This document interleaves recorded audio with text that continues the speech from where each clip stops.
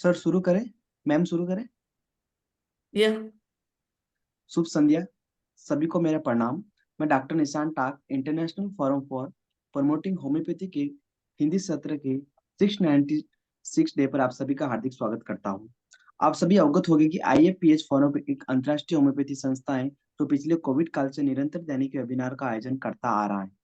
प्रारंभ में अंग्रेजी और मलयालम भाषा में किया जाता रहा, तत्पश्चात राष्ट्रीय भाषा हिंदी में भी आयोजन किया जाने लगा।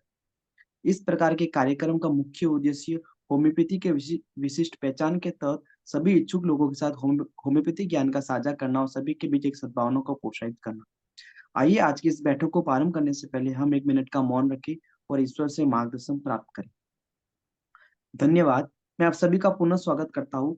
मैं आज के इस बैठक में मुख्य अतिथि डॉक्टर दिमिसा मैम का हार्दिक स्वागत करता हूँ।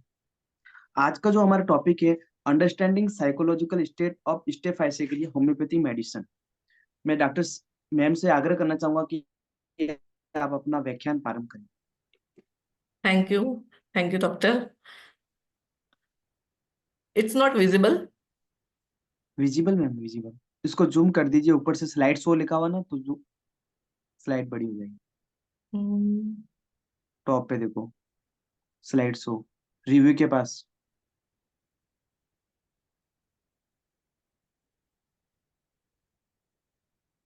नहीं आ रहा है स्लाइड शो। सबसे ऊपर वो ऊपर लिखा हुआ ना, एनिमेशन स्लाइड रो में सबसे ऊपर। ऑडियो वीडियो पार्टिसिपेंट्स चैट्स वही आ रहा है। या एनिमे फिर सबसे हाँ हाँ सबसे लास्ट में नीचे लिखा हुआ कॉर्नर में 45% लिखा हुआ ना, इसमें इसके हाँ साइड में कॉर्नर में एक दिया हुआ साइन, हाँ इसके ऊपर क्लिक कर हाँ। लीजिए। हाँ, इससे भी नहीं हो रहा क्या? नहीं उस स्लाइड शो से ही होगा मैडम। स्लाइड शो ऊपर में अभी जा रही थी आप, स्लाइड शो है उसी पे ठीक है, क्लिक करिए। मैं देख रही हूँ। हाँ सेकंड रो में मैं ऊपर सबसे। ओके ओके, एक मिनट।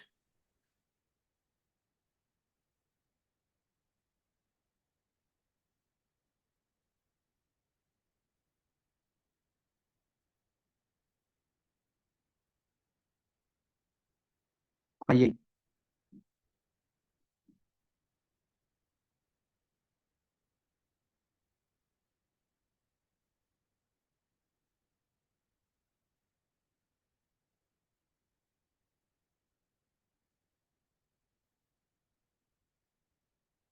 यस मैम, हो गया। लेकिन फिर मैं अपना जो वर्ड पे लिखा हुआ है मेरा प्रेजेंटेशन, वो मैं बोल देख नहीं पाऊंगी। वो आगे हो जाएगा ना उससे। आप मोबाइल से चला रहे हो या फिर लैपटॉप लैपटॉप से? से। तो लैपटॉप से क्लिक आता है ना नीचे करने का एरो, साइन रहता है उसमें कहाँ? सबसे कीबोर्ड पे, कीबोर्ड पे।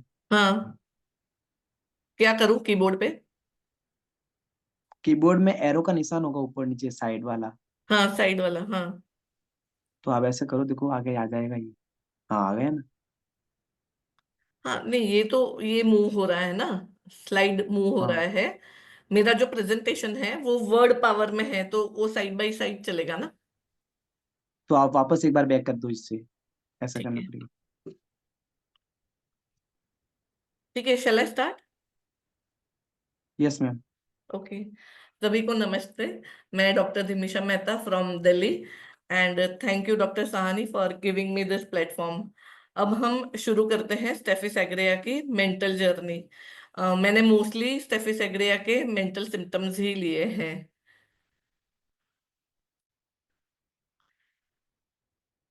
तो आज मैं आप सबके साथ स्टेफिस एग्रिया कैसे बनता है ये शेयर करूंगी। ठीक है।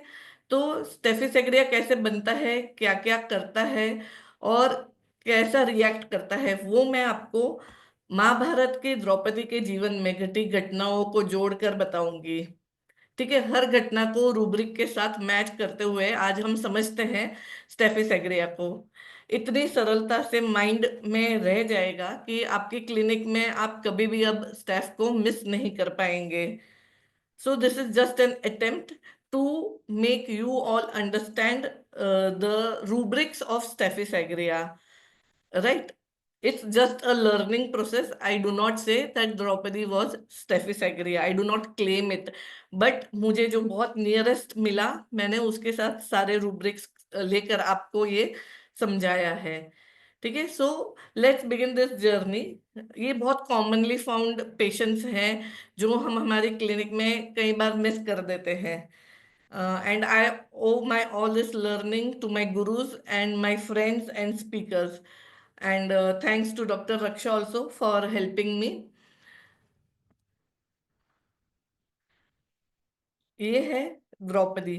ठीक है, ये यज्ञ से जन्मी द्रौपदी है जो बहुत ही संवेदनशील है।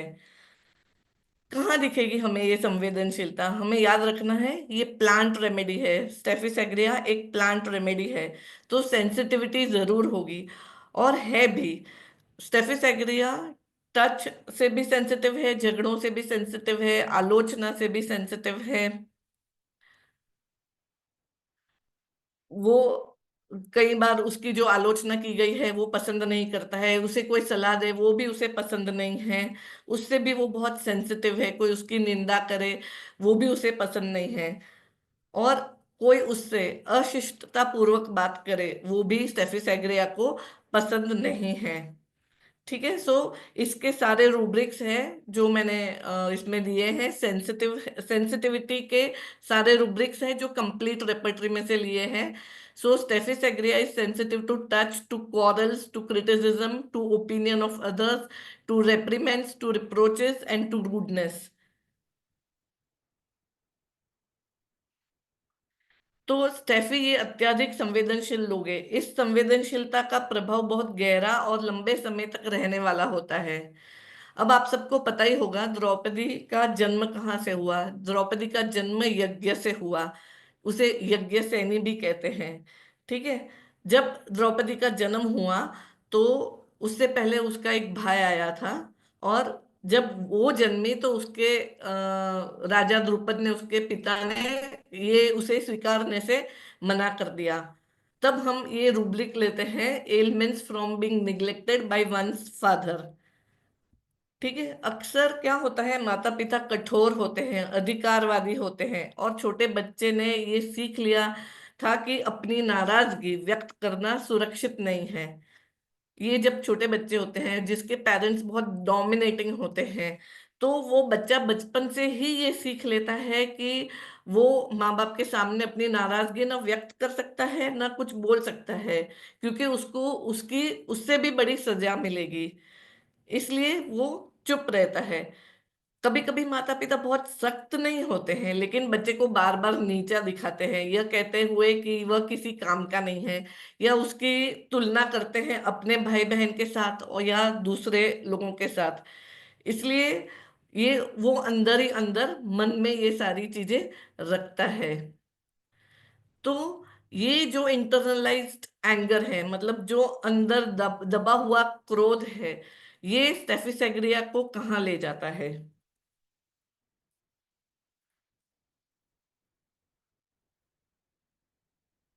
स्टेफिस एग्रिया का क्रोध आमतौर पर उसके बचपन में पाया जाता है। ठीक है, और यहीं से स्टेफ की समस्याएं शुरू हो जाती है। यहाँ से उसमें एंगर आता है, पर ये एंगर उसके अंदर दबा हुआ है। Anger suppressed, anger with silent grief, and anger with indignation, और ill effects of anger and insults. ठीक है, स्टेफ क्या करता है, उसका जितना भी एंगर होता है ना वो बहुत सप्रेस्ड होता है, बहुत वो कभी भी किसी के साथ शेयर नहीं करता है। अब ये जो उसका एंगर अंदर है वो कहाँ दिखता है? जब भी कोई पेट से रिलेटेड कंप्लेंट होगी तब उसे गुस्सा आता है। उसकी बात न माने या उसकी बात के खिलाफ करे तब भी उसे गुस्सा आता है। This is anger from contradiction. तो अत्याधिक गुस्सा उसे कब आता है? कई बार पैरालिसिस भी हो जाता है उसे एंगर से, और सांस लेने में तकलीफ भी हो जाती है एंगर से। ठीक है, छोटी छोटी बातों पर भी उसे गुस्सा आने लगता है। बहुत सारे छोटे बच्चों के पेरेंट्स हमें ये कंप्लेन करते हैं कि इसको छोटी छोटी बातों में गुस्सा आ जाता है। बड़ों में भी हमने ये देखा है कि छोटी छोटी बातों बातों में गुस्सा आ जाता है और फिर उसके बाद वो किसी ना किसी डिजीज में लैंड हो जाता है। ठीक है। अब गुस्सा तो हो जाता है क्योंकि अंदर भरा है। तो गुस्सा करने के बाद उसे क्या होता है? गुस्सा करने के बाद उसे पेट में दर्द होता है या लूज मोशंस होता है या बुखार हो जाता है, खांसी भी हो सकती है। कई छोटी लड़कियों में हमने ये देखा है कि बहुत गुस्सा करने के बाद मेंसेस उसके सप्रेस हो जाते हैं। ठीक है। Menses suppressed, menses anger after, ये उसका रूब्रिक है।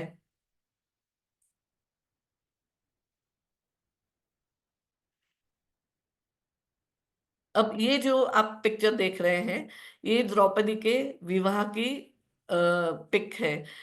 आप सबको उसकी कहानी तो पता ही होगी, द्रौपदी का विवाह किससे हुआ था और फिर क्या क्या हुआ था। ठीक है। तो जब वो शादी करके आती है तब कुंती उसे कहती है कि जो आप जो भी चीज लाए हो उसको बांट लो, और वो पांचों पांडवों की पत्नी बन जाती है। तो उस टाइम पे वो अपोज नहीं करती है क्योंकि उसका यील्डिंग डिस्पोजिशन होता है, कैन नॉट से नो। वो उस बात को मना नहीं कर सकी।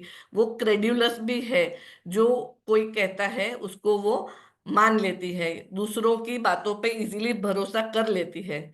और इसी तरह से उसकी शादी हो गई ऑल पांडवा से। और उसके बाद जो महाभारत में उसका रूप है वो पूरा चेंज हो गया द्रौपदी का।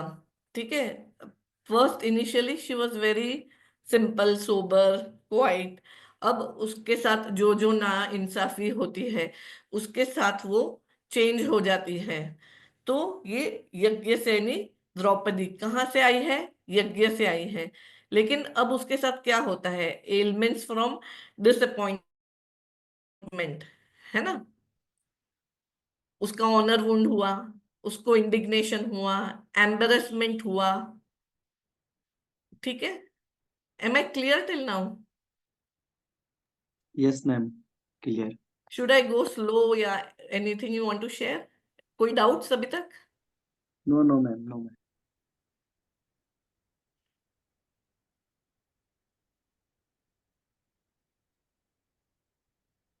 ठीक है। उसके बाद हम आते हैं, ये एपिसोड भी आप सबको पता होगा। इसमें जो है द्रौपदी, दुर्योधन जब पानी में गिर जाता है तो वो हंसती है। अब द्रौपदी क्यों हंसती है?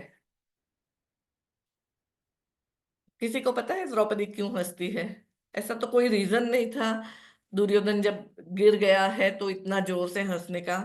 लेकिन अब वो महारानी बन गई है तो उसमें ईगो आ गई है, उसकी ईगो बड़ी हो गई है। डिल्यूजन टॉल ही और शी इज। ठीक है। तो स्टेफी सेग्रिया का जो है ईगो बहुत बड़ा होता है। तो वो ईगो में उसको क्या लगता है, उसका डिल्यूजन रहता है कि humility and lowness of others while he is great. उसको ये लगता है कि वो बहुत ग्रेट है और बाकी जो सब है वो उससे काफी लो है। तो उसमें और एक रूब्रिक है, इसी में लगता है स्टेफी सेग्रिया में, लाफिंग इनवॉलेंटरीली, उसकी हंसी निकल गई। ठीक है। सिर्फ स्टेफी सेग्रिया में ही है लाफिंग इनवॉलेंटरीली। तो जो लोग उसकी निंदा करते हैं या पीछे से बोलते हैं उनसे वो बहुत ऊपर है। तो ये जो पूरा एक्ट था जिसमें दुर्योधन पानी में गिर जाता है और द्रौपदी की हंसी निकल जाती है, उसका एक रूब्रिक है प्रिजम्पटियस। मतलब बिना सुनिश्चित किए जरूरत से ज्यादा आत्मविश्वास। मैंने लिखा हुआ है, यू कैन रीड इट। जरूरत से ज्यादा आत्मविश्वास से और सामने वाले को बुरा लगे ऐसी हरकत करना। I repeat, rubric is presumptuous. बिना सुनिश्चित किए जरूरत से ज्यादा आत्मविश्वास से और सामने वाले को बुरा लगे ऐसी हरकत करना। तो ये ऐसी हरकत कर दी जिससे दुर्योधन का बहुत ही ईगो हर्ट हो गया।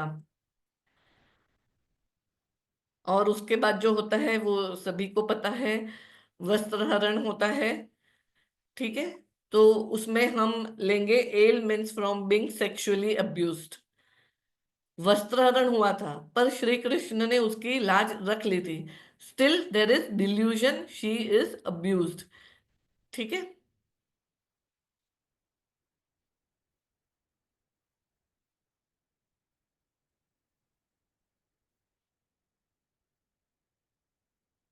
now this is also a very interesting rubric, weeping when remonstrated। तो क्या होता है, द्रौपदी को जब राज्यसभा में लाया जाता है और उसका वस्त्र हरण होता है, उसके बाद वो बहुत ज्यादा रोते हुए, क्रोध से भरी हुई बहुत कुछ बोलती है कि मैं यज्ञ से नहीं हूं और तुम लोग मुझे छू भी नहीं सकते हैं और मैं अपनी मर्जी का करूंगी। ठीक है, तब वो बहुत विरोध करती है, रोते रोते भरी सभा में दुर्योधन की बात नहीं मानती है। दिस इज विपिंग रिमॉन्स्ट्रेटेड व्हेन, रोते हुए प्रतिवाद करती है। जब भी स्टेफी सेग्रिया गुस्से से कुछ बात नहीं मानती, तब उसकी आंखों से पानी आ जाता है। कोई नसीहत देता है तो रोती है, अपनी बीमारी बताते हुए भी रोती है। किसी की बात इजीली मानती नहीं है वो, लेकिन वो जब उसको गुस्सा आता है तब वो अपना गुस्सा भी रोते हुए बताती है। ठीक है, तो अब जो ओवर सेंसिटिव द्रौपदी थी या ओवर सेंसिटिव स्टेफी सेग्रिया थी, जो छोटी छोटी बातों से एलिमेंट्स में चली जाती थी, डिल्यूशंस में चली जाती थी, अब वो सख्त हो जाती है।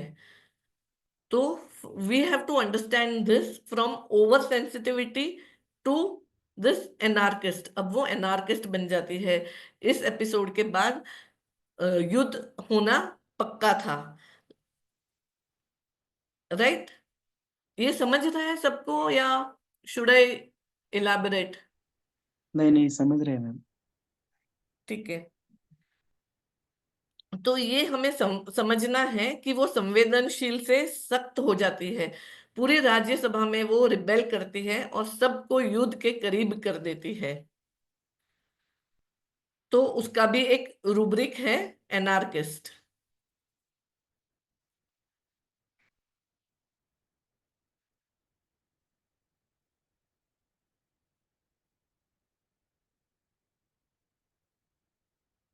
तो ये मैं इसमें लिखा हुआ है जो मैंने अभी बताया कि जब अब्यूज होती है स्टेफी सेग्रिया फॉर एनी रीजन, तो वो कैसे रिएक्ट करती है।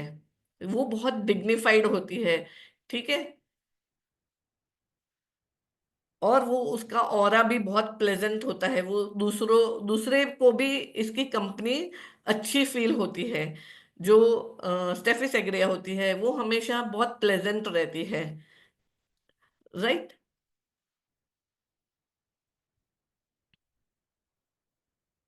जब युद्ध शुरू हो जाता है तो उसमें उसकी पुत्र की डेथ हो जाती है।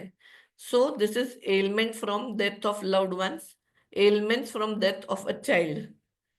ठीक है, यहाँ एलिमेंट्स हो सकते हैं, स्टेफी सेग्रिया के घर में किसी की डेथ हो जाए या उसके बच्चों की डेथ हो जाए या जिससे वो बहुत ज्यादा इमोशनली क्लोज है उसका डेथ हो जाए, तो स्टेफी सेग्रिया एलिमेंट्स में चली जाती है। लेकिन यहाँ द्रौपदी के पास क्या है, यहाँ द्रौपदी के पास श्री कृष्ण है। तो वो क्या है, क्या करती है, वो उससे पूछती है कि ये क्या हो गया, ये मेरे से क्या हो गया, कहीं ये मेरी गलती तो नहीं है। पूरा युद्ध होने के बाद सडनली वो ये रियलाइज करती है। तो great indignation about things done by himself, Greaves about the consequences. तो अब उसको ग्रीविंग में वो चली जाती है कि अब आगे ये जो सब हुआ, कॉन्सिक्वेंसेस अब इसके क्या होंगे, इस तरह से वो।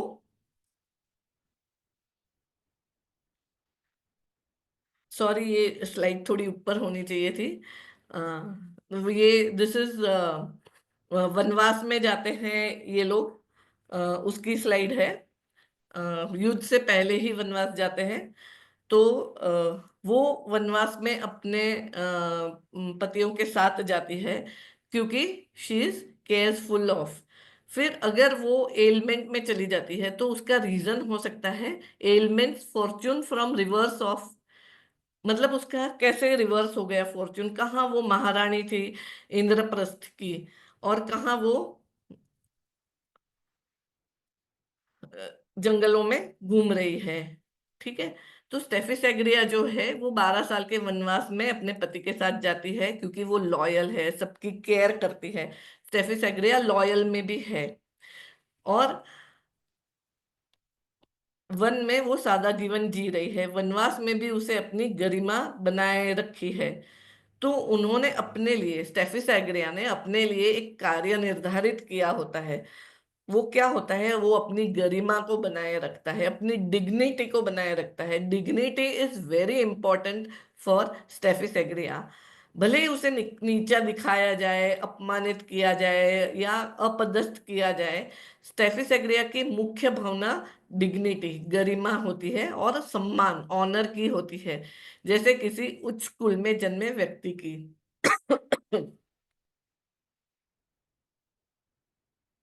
उसे, स्टेफी सेग्रिया को क्या लगता है, उसे लगता है कि उसे अपनी गरिमा और सम्मान की भावना के अनुरूप जीना चाहिए क्योंकि स्टेफी सेग्रिया का अस्तित्व इन्हीं मूल्यों से है।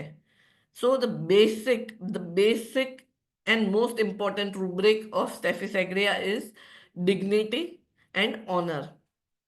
ठीक है, इसीलिए वो अपनी डिग्निटी को मेंटेन करने के लिए वो बहुत मेहनत करती है और ऑनर पाने के लिए भी वो बहुत अच्छी तरह से रहती है क्योंकि उसे हमेशा डर रहता है, फियर ऑफ बीइंग ह्यूमिलेटेड, कहीं मुझे कोई ह्यूमिलेट ना कर दे। डिल्यूजन डिसग्रेस्ड शी इज, मतलब कहीं कोई उसको डिसग्रेस ना कर दे, उसके ऑनर को, उसकी डिग्निटी को। Is it clear? आगे यस बढ़ूं मैं मैम। या अभी तक कोई, किसी को कोई डाउट है? नहीं मैम, बढ़िया गया। ठीक है। तो स्टेफी सेग्रिया जो है वो दूसरों के किए गए कार्यों या स्वयं के किए गए कार्यों के परिणामों पर शोक करती है और उनके प्रभाव के बारे में चिंतित रहती है। उसे लगता है कि उसे कभी भी ऐसा कुछ नहीं करना चाहिए जो उसकी गरिमा के खिलाफ हो। भले ही दूसरा ऐसा करे, वह अपने आप पर नियंत्रण नहीं खो सकता, ना ही क्रोधित होकर हिंसक या अपमानजनक बन सकता है क्योंकि स्टेफी अपने समाज में अपनी छवि को अत्यधिक महत्व देता है। यदि वो समाज में अपना आपा खो देता है तो वो बहुत दुखी महसूस करेगा और उसे ऐसा लगेगा कि उसने खुद को अपमानित किया है। ठीक है, समझ में आया ये? तो स्टेफी सेग्रिया हमेशा हमेशा अपना समाज में अपनी छवि क्लियर रखेगा कि वो बहुत अच्छा है, इसी से उसको ऑनर मिलेगा, उसको समाज में मान सम्मान मिलेगा। और यही चाहिए होता है स्टेफी सेग्रिया को। और जब उसको किसी और से अपमान अपमान मिलता है तो वो अब स्वयं से मिले अपमान से भी अधिक पीड़ादायक होता है उसके लिए। तो पाठक मटीरिया मेडिका में स्टेफी सेग्रिया को लेकर लिखा गया है कि वह बहुत ज्यादा क्रोधित हो सकता है यदि उसकी प्रतिष्ठा पर किसी भी प्रकार का नकारात्मक प्रभाव पड़े, क्योंकि स्टेफी सेग्रिया अत्यधिक संवेदनशील है, ओवर सेंसिटिव होता है और समाज में दूसरों की राय, ओपिनियन ऑफ अदर्स को बहुत महत्व देता है। स्टेफी सेग्रिया अहंकारी है, इगोइस्टिक है, संवेदनशील है, सेंसिटिव है। वह अहंकारी और सेंसिटिव होते हैं इसलिए अपमान मतलब ह्यूमिलेशन, बदनामी मतलब डिसग्रेस और तिरस्कार मतलब स्कॉन से बहुत प्रभावित होते हैं। तो इसका पूरा एक पैकेज बनता है कि स्टेफी सेग्रिया का ईगो और उसकी संवेदनशीलता जो है जब मिल जाती है तो उसको क्या क्या परेशान करता है। उसको कोई ह्यूमिलेट करे, मतलब कोई उसका अपमान करे तो वो बर्दाश्त नहीं कर सकती है। उसकी बदनामी ना हो, दैट इज डिसग्रेस, कहीं भी सोसाइटी में, घर में, अपने वर्क प्लेस में, कहीं भी उसकी बदनामी नहीं होनी चाहिए। और तिरस्कार, तिरस्कार मतलब स्कॉन्ड, SCORN, स्कॉन भी नहीं होती है। तो ये सब चीजें अगर उसके साथ होती है तो वो एलिमेंट्स में चली जाती है। स्टेफी सेग्रिया का एक डिल्यूजन है, बहुत, वो अपने आप को बहुत महान समझती है, लार्ज समझती है। ठीक है, वो हमेशा अपने आप को दूसरों से ऊंचा और विशेष मानती है। जैसे फॉर एग्जाम्पल कोई आकर ये हमें नहीं कहेगा कि मैं तो बहुत महान हूं, मैं तो दूसरों के से बहुत ऊपर हूं, बाकी सब तो बहुत नीचे हैं। एक पेशेंट आता है और वो कहता है कि मैं जिस गायनेकोलॉजिस्ट के पास जाती हूँ ना, तो मैं क्या जाऊं क्या, मैं बहुत सोचती हूँ कि वहाँ है ना थोड़े ऐसे ही लोग आते हैं लोअर क्लास के, तो क्या हमारे जैसे लोगों को वहां जाना चाहिए? This is the way, this is large feeling, she is delusion large. Right, समझा ये डिल्यूजन कैसे हम लेते हैं?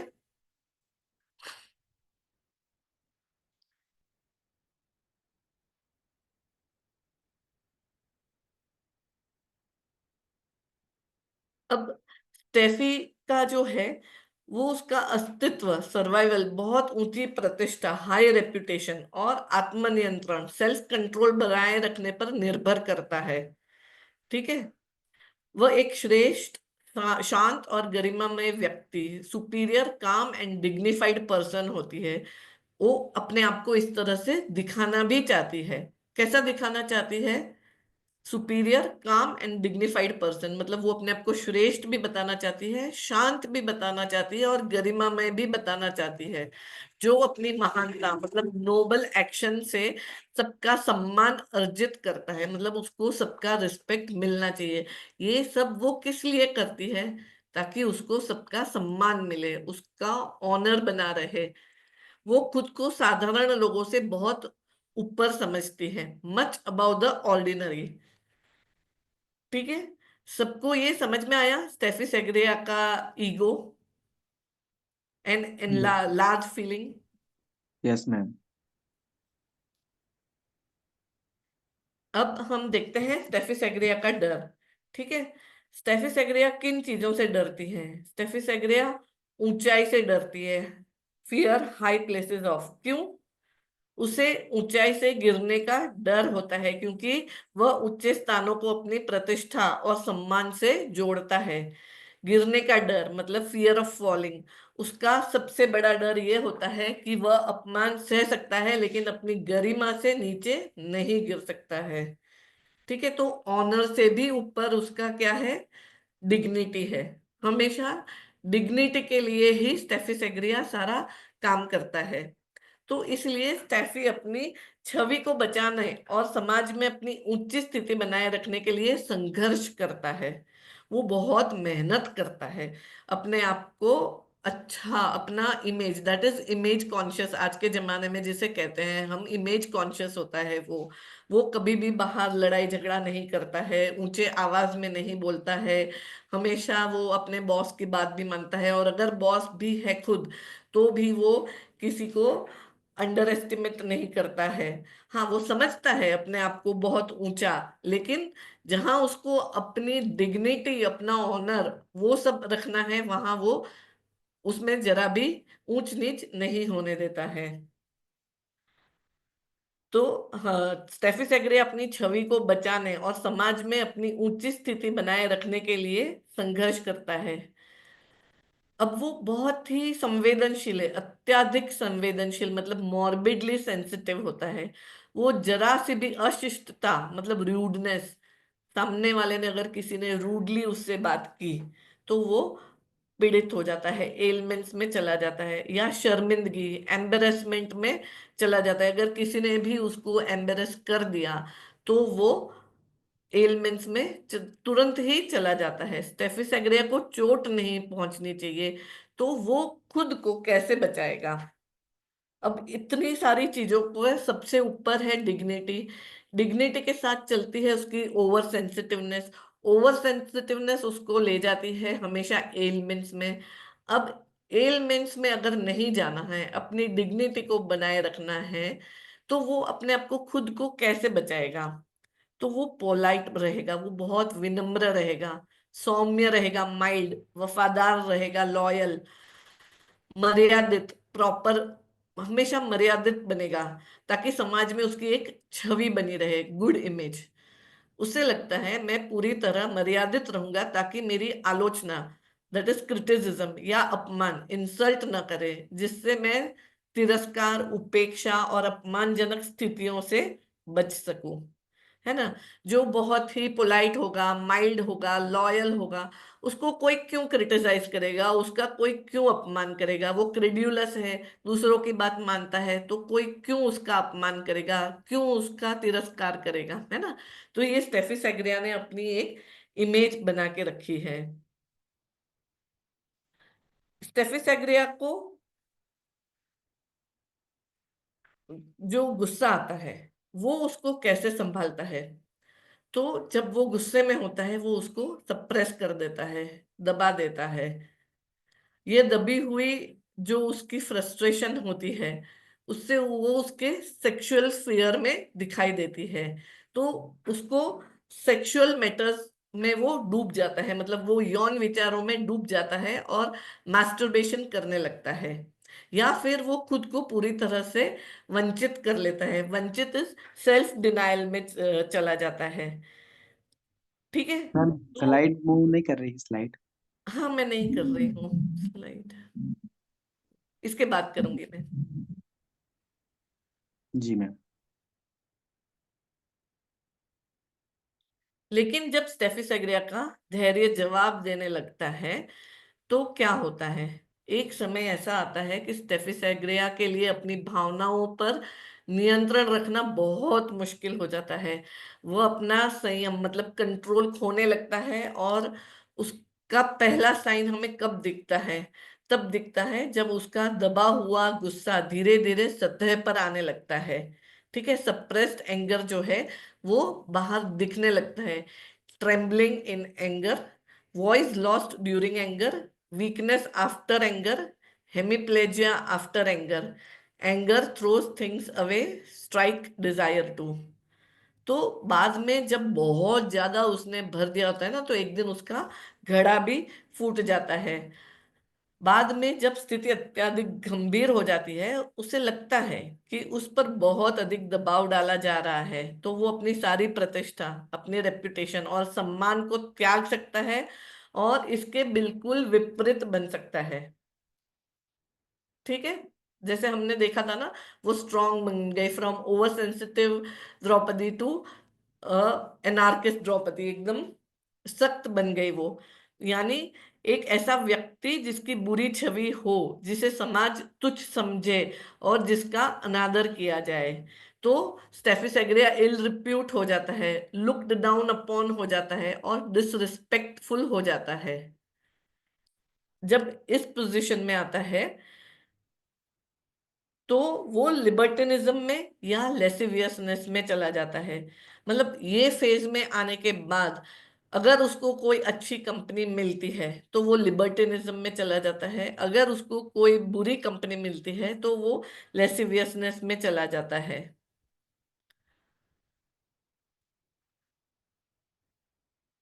So now the war is also over and she becomes the queen of Indraprastha. Dignity मिली, सोशल पोजीशन मिला। ये सारा जो वॉर का सीन था, ये जितनी भी मेहनत, जितना भी ब्लड शेड जो भी था, ये सब किस लिए था? सोशल पोजीशन को लेकर था। Because somewhere she wanted to become the queen of Indraprastha, right. And in the very end वो साल्वेशन के लिए निकल जाती है, because always she has anxiety about salvation. तो वो पांडवों के साथ चली जाती है। ठीक है।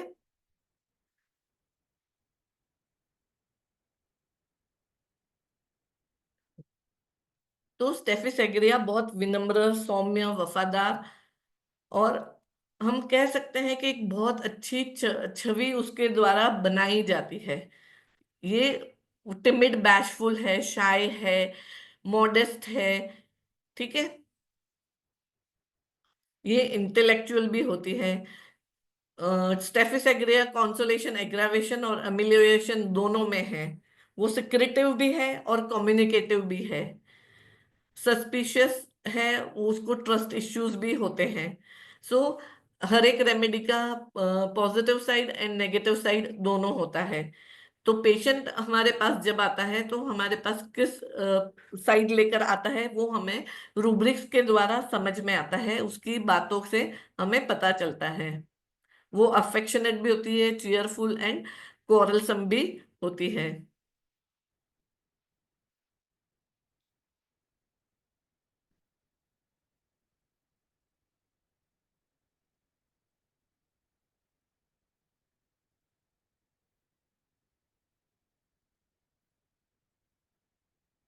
तो अब तक हम क्या जान चुके हैं स्टेफिस एग्रिया में?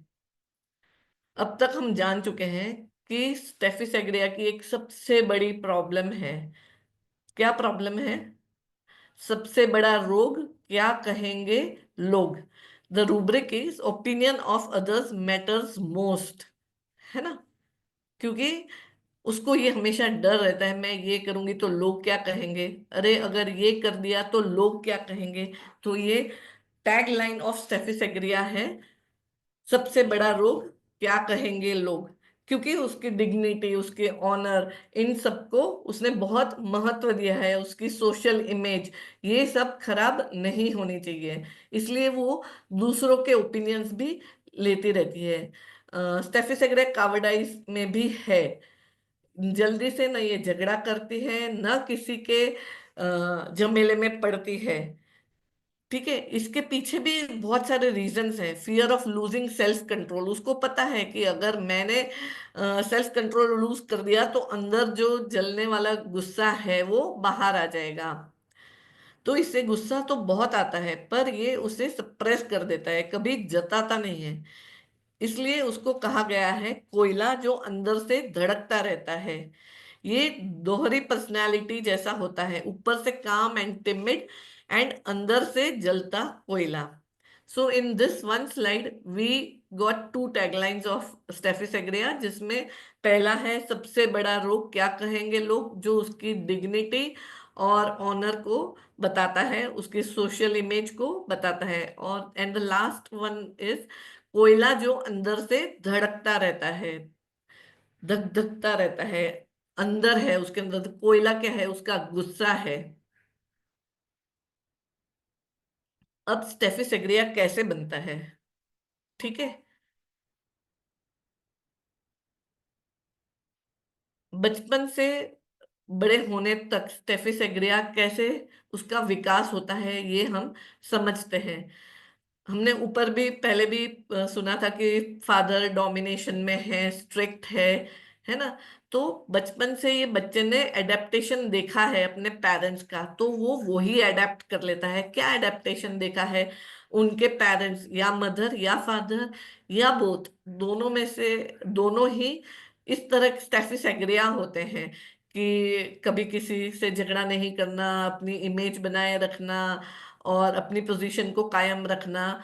तो बच्चे ने ये देखा है, किसी के सामने बोलना नहीं, यील्ड कर जाना, जो जिसने बोला उसकी बात मान लेना। तो ये बच्चे ने पहले से ही सीखा होता है। तो पेरेंट्स भी स्टेटस कॉन्शियस होते हैं, इसलिए वो रिस्ट्रिक्टिव, डोमिनेटिंग और स्ट्रिक्ट हो जाते हैं, ठीक है। तो जन्मजात संवेदनशीलता एक स्टेफ के बचपन पर शासन करती है। बच्चा साथियों से चिढ़ाने, माता पिता द्वारा तुलना या किसी से आलोचना के प्रति बहुत संवेदनशील है। वह इतना संवेदनशील है कि मामूली नकारात्मक टिप्पणी, मतलब कोई भी नेगेटिव बात उसे गहराई से चोट पहुंचाती है। उसे कोई भी छोटी सी भी बात जो नेगेटिव हो वो उसको चोट पहुंचाती है। वो अपनी भावनाओं को दबा देना शुरू कर देता है। बच्चों में डांट या सजा के बाद बीमार प्रभाव पड़ता है। तो वो किस लिए? क्योंकि उसकी ओवर सेंसिटिविटी है।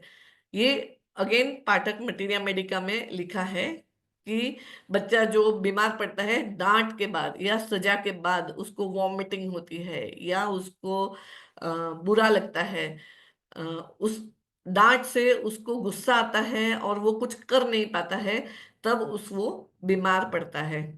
कई बार बच्चे होते हैं, हम देखते हैं कि उनको सडनली वॉमिटिंग हो जाती है, फिर हम पूछते हैं तो वो बताते हैं कि हाँ, आज स्कूल में टीचर ने मुझे डांटा था, सभी बच्चों के साथ ऐसे किया था।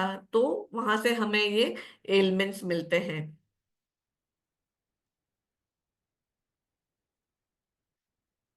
अब हम डिल्यूजन्स देखते हैं स्टेफी सेग्रिया के। ठीक है, तो सबसे पहला डिल्यूजन उसका है सुपीरियोरिटी कॉम्प्लेक्स। स्टेफ को लगता है कि वो बहुत ही गरिमामय है।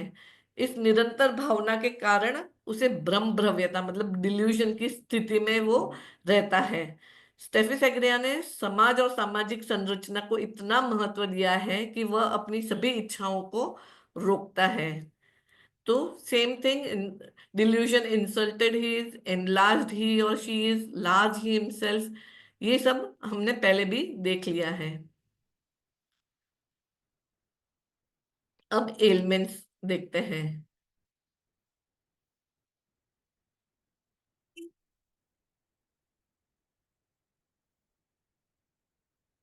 सबसे पहला एलिमेंट है रिप्रोचेस, धिक्कारने से होने वाला रोग। मतलब जब किसी बच्चे को या बड़े को कोई धिक्कारने लगता है तो वो सहन नहीं कर पाता है, स्टेफी सेग्रिया वो सहन नहीं कर सकता है और एलिमेंट्स में चला जाता है। असफलता हो या कुछ भूल के लिए धिक्कारना, गलती करने पर डांटना, फटकारना, उल्हाने देना, अ, लज्जा लगने वाली बातें करना, ये सब चीजों से उसके एलिमेंट्स होते हैं। यहाँ किसी को दोषी ठहराया जाता है, किसी को गलती का आरोप लगाया जाता है ताकि वह लज्जित हो जाए। किसी कोई त्रुटि पर दोष मढ़ना, डांटना, फटकार लगाना, ऐसे में निराश हताशा होने पर किसी भी रोग की उत्पत्ति होती है। तो this is elements from anger with indignation, with silent grief, anxiety, anticipation, bad news, cares, worries. Okay,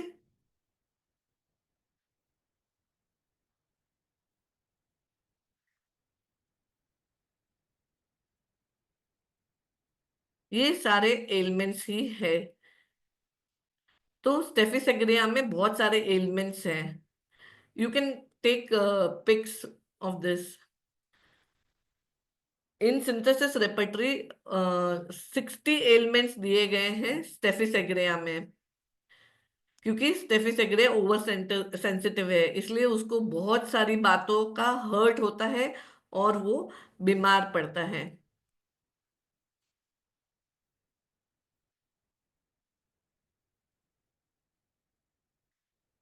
अब एंगर हमने देखा है, अंदर धड़कता रहता है, लेकिन एक दिन जब घड़ा भर जाता है तो वो फूट जाता है। तब वो न आव देखता है न ताव देखता है, और फिर breaking things, desire to break things, violent anger with throwing things around, destructiveness, इन सब में चला जाता है।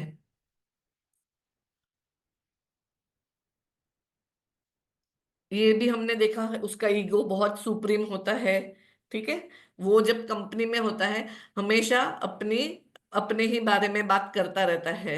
उसकी स्पीच बॉम्बास्ट होती है, पावरफुल वर्ड्स होते हैं, टोन उसका जो होता है वो ऑल्टर्ड होता है।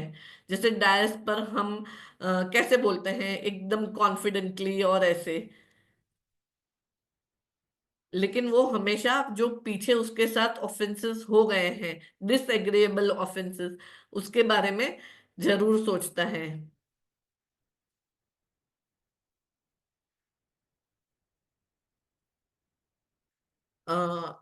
सेंसिटिव होता है, ओवर सेंसिटिव होता है, तो एग्रावेशन भी होते हैं। तो इन चीजों से उसको एग्रावेशंस होते हैं। किससे होते हैं? Admonition, consolation from high places, from interruption, from mental exertion, इन सब चीजों से उसको प्रॉब्लम होती है। अब फियर भी है। क्या फियर है? स्टेफी एग्रिया के फियर भी उसकी सेंसिटिविटी से को लेकर ही है, सोशल पोजीशन को लेकर है, एंगर से रिलेटेड है। जब वो एंग्री होता है तब उसे डर होता है कि कहीं वो अपना सेल्फ कंट्रोल खो ना दे, ठीक है, कहीं मेरी ल्यूक्रेटिव जॉब चली ना जाए, मतलब सोशल पोजीशन खतरे में है।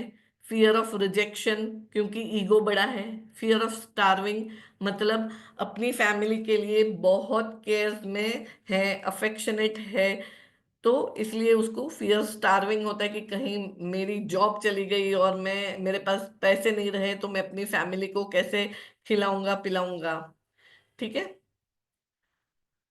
और fear rage to fly into, तो अंदर जो धड़कता कोयला है वो बाहर न आ जाए, इसका उसको हमेशा फियर रहता है।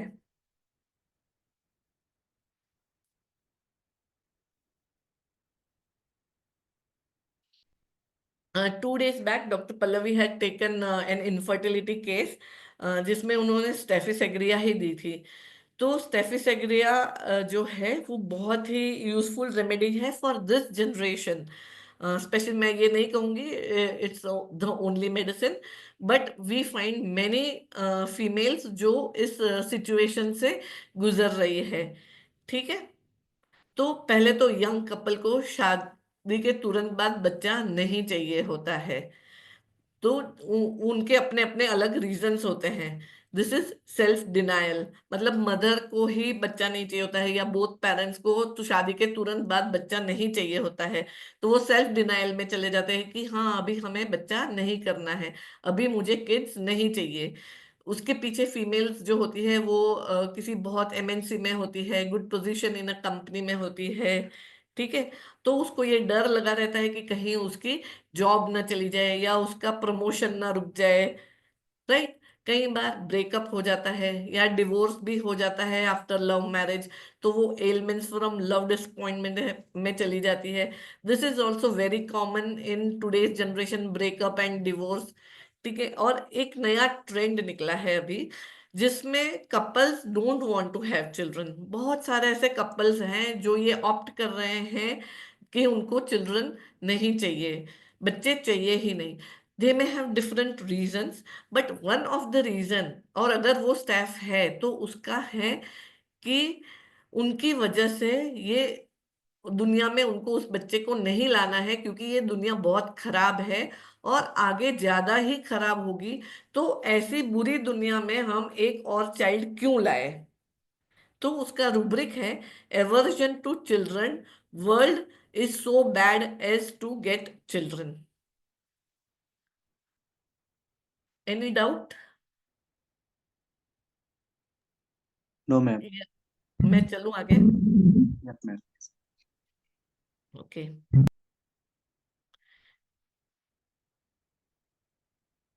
Is it clear? आप सबको समझ में आ रहा है?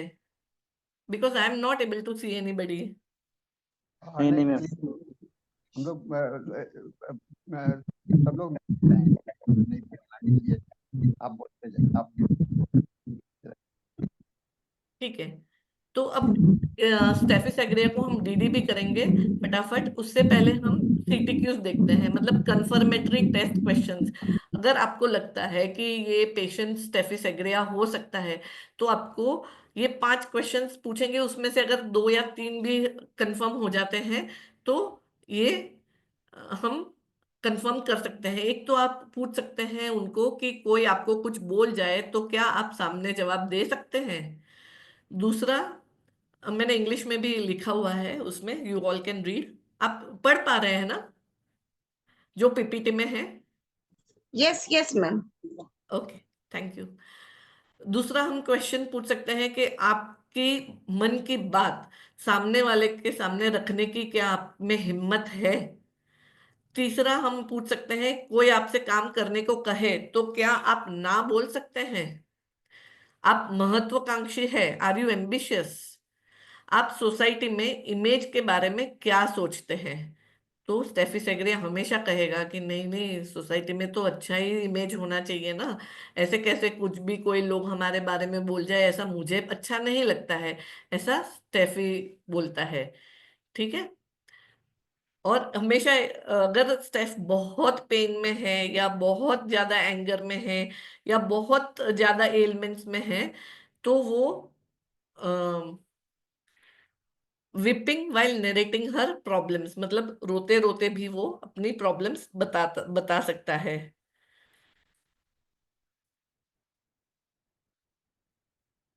स्टेफी एग्रिया को नेट्रम्यूर से डीडी किया है।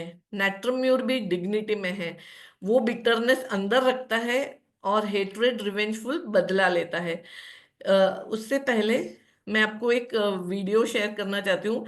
Just see if you can see and here. This is the whole crux of Steffi Sagria in a video.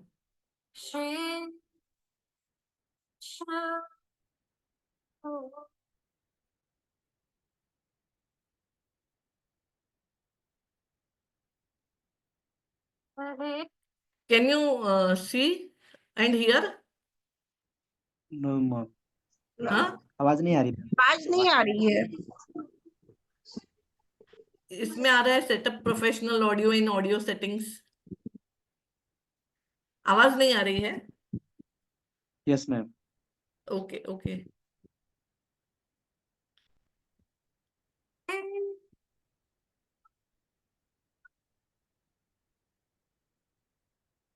Okay, I'll send this in the group. You can see this.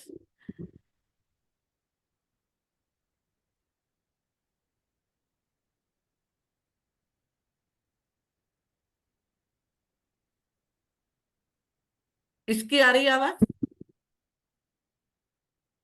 नहीं ma'am. इसकी भी नहीं आ रही।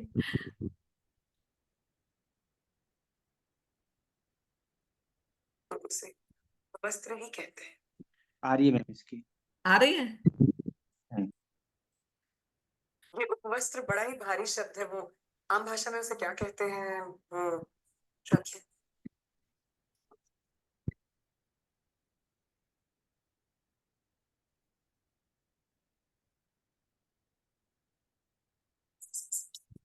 कमाल है। मजाक करना तो कोई तुमसे सीखे, जो मजाक मजाक में बिना रिश्ते की सौगात बन के बुंदेलखंड से पुणे चली आई। मजाक उसको कहते हैं मस्तानी साहिबा। क्या दिल के रिश्ते का कोई मोल नहीं होता? कौन सा दिल, कैसा दिल जो आज इस पे आ गया कल उस पे आ गया, फिर यहाँ पे ऐसी बेमतलब की बातें नहीं होती। वो दिल गाना भी किसी मतलब से होगा, है ना? आज हमारे यहाँ त्योहार है, औरतें एक दूसरे को हल्दी कुमकुम लगाती हैं, भेंट देती हैं, पति की लंबी उम्र की कामना करती हैं।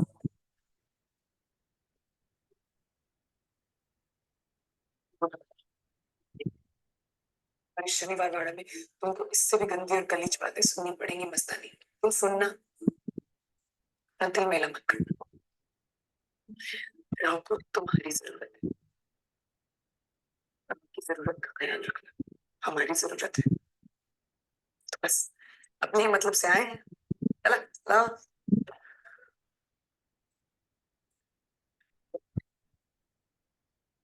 क्या हाथ पकड़ते हैं ना तुम्हारा, जानते हैं हमारे हाथ से ज्यादा उनको तलवार पकड़ना अच्छा लगता है।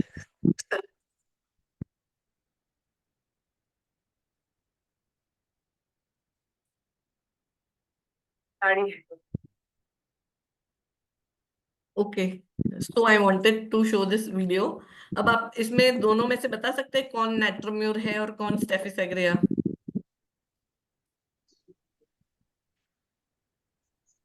ओके, मैं ही बता देती हूँ। नेट्रोम्यूर और स्टेफी सेग्रिया दोनों ही बहुत डिग्निफाइड रेमेडी है, ठीक है। दोनों डिल्यूजन इंसल्टेड हीज में है, राइट। दोनों को फियर ऑफ रिजेक्शन है। दीपिका को लगता है कि रणवीर के घर वाले उसको रिजेक्ट कर देंगे और प्रियंका चोपड़ा को लगता है कि रणवीर उसको रिजेक्ट कर देगा। और फियर ऑफ थंडरस्टॉर्म, दोनों को आभास है कि कुछ बुरा होने वाला है फ्यूचर में। दोनों हॉटी है, दोनों लॉयल इन रिलेशनशिप है, दोनों सेंसिटिव है, ठीक है। लेकिन अब हमें डीडी करना है, तो कैसे करेंगे? हमने देखा दीपिका की आंखों को, दीपिका की आंखें भर आई पर आंसू नहीं छलके। So this is what Natramur falling in love with a married man, that is Deepika.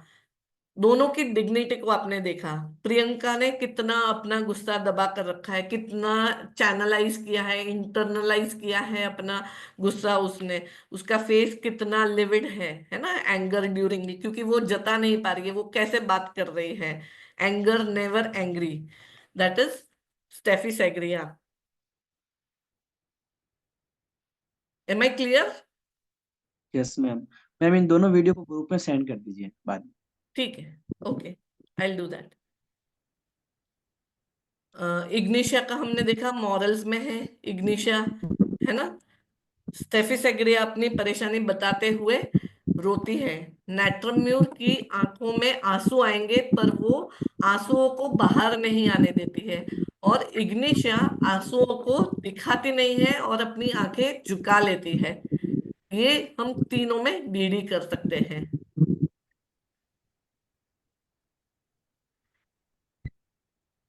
Platina ma'am अभी को हमारे पता है उसका हेलो। 3 मिनट। के पास केवल 3 मिनट। हाँ, yes yes, oh it's over almost. Platina जो है वो कैसी होती है, अपने आप को बहुत बड़ा समझती है, वो दूसरों को छोटा समझती है, तो वो मैग्नीफाइंग लेंस देकर देखती है दूसरों को। ठीक है, this is mnemonics of Staphysagria. S से sensitive to rudeness and social position. आप प्लीज उसकी वो ले लीजिए, पिक ले लीजिए। I am very thankful to HHS, ये हमारे मेंटोर्स हैं जिन्होंने हमें सब सिखाया है mind symptoms. And definitely thanks to Hahnemann sir for giving us homeopathy. And so the journey begins here. I hope you all liked it and enjoyed learning Steffi Sagria.